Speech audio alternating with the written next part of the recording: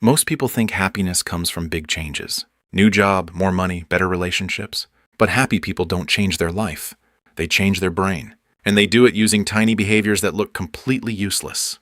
Same 24 hours, same problems. But one group feels calm, focused, in control. The other, anxious, overwhelmed, miserable.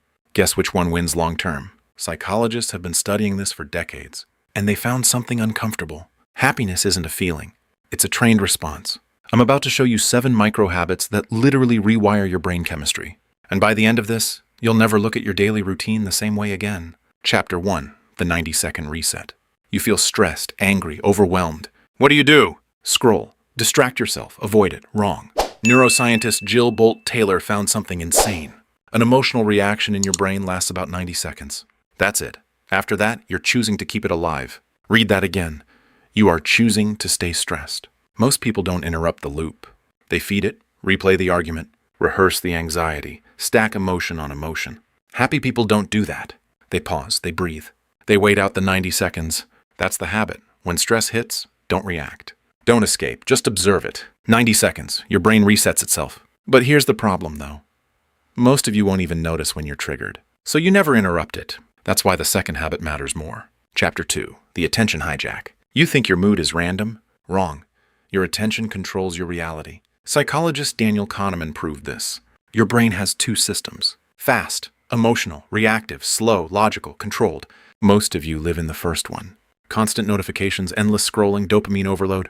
Your brain becomes addicted to stimulation. And when stimulation drops, you feel empty. That's not depression, that's withdrawal. Happy people protect their attention like it's oxygen. They use a simple rule. 1 intentional focus per hour. No multitasking. No switching every 30 seconds. Cal Newport calls this deep work.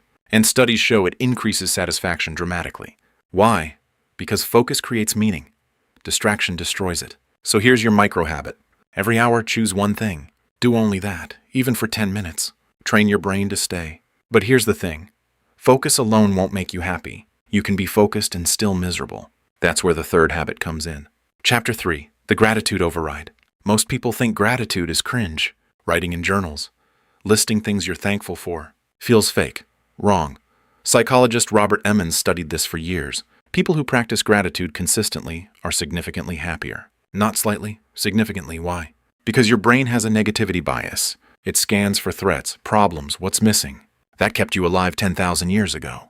Now it just makes you miserable. Gratitude flips the system. It forces your brain to scan for positives instead. Same life, different filter. Here's the micro habit.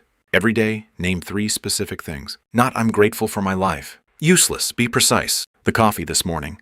That message from a friend. The finishing one task. You're retraining your brain's search engine. But here's the problem, though. Most people do this once and quit. No consistency, no rewiring. Which brings us to the next habit. Hit subscribe before you forget. We fix brains here. Chapter 4, the movement trigger. You feel low energy, unmotivated. So you wait to feel better before acting. Wrong. Action creates emotion, not the other way around. Harvard studies show exercise increases serotonin and dopamine, the same chemicals antidepressants target. But you don't need the gym. That's the mistake. Happy people don't rely on motivation. They rely on movement. Micro movement, 10 push-ups, a 5-minute walk, stretching for 60 seconds. That's enough to shift your state. Your body tells your brain how to feel, not the other way around. But here's the thing, though. You can move all day and still feel empty, because movement fixes chemistry. Not meaning. That's where habit 5 comes in.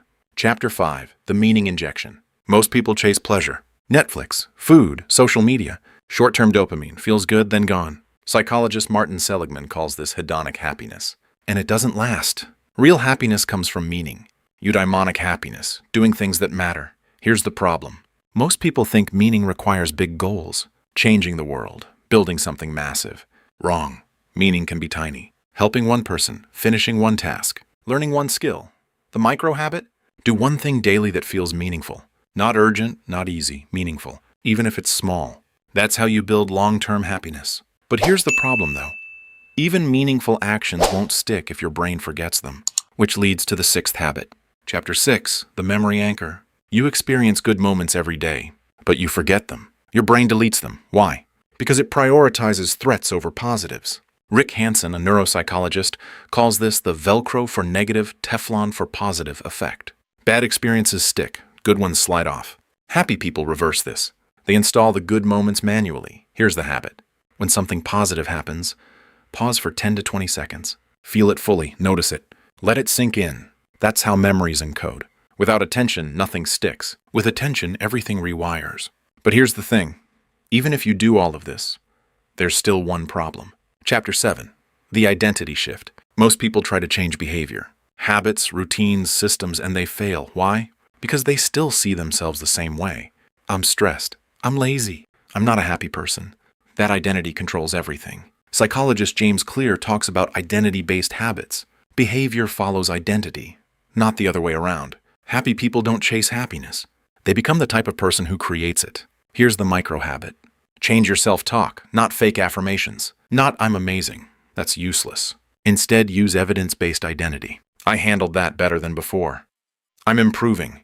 I'm learning to stay calm. Small shifts, repeated daily. That's how identity rewires. You now have all 7 habits. 90-second reset, attention control, gratitude override, movement trigger, meaning injection, memory anchor, identity shift. Do these daily and your brain changes. Literally, neuroplasticity is real. But here's the problem though. Most people hear this and do nothing. They stay the same. Because knowing isn't changing, execution is. That's why I made the next video breaking down how to stay consistent without relying on motivation. Because if you can't stick to these, none of this matters.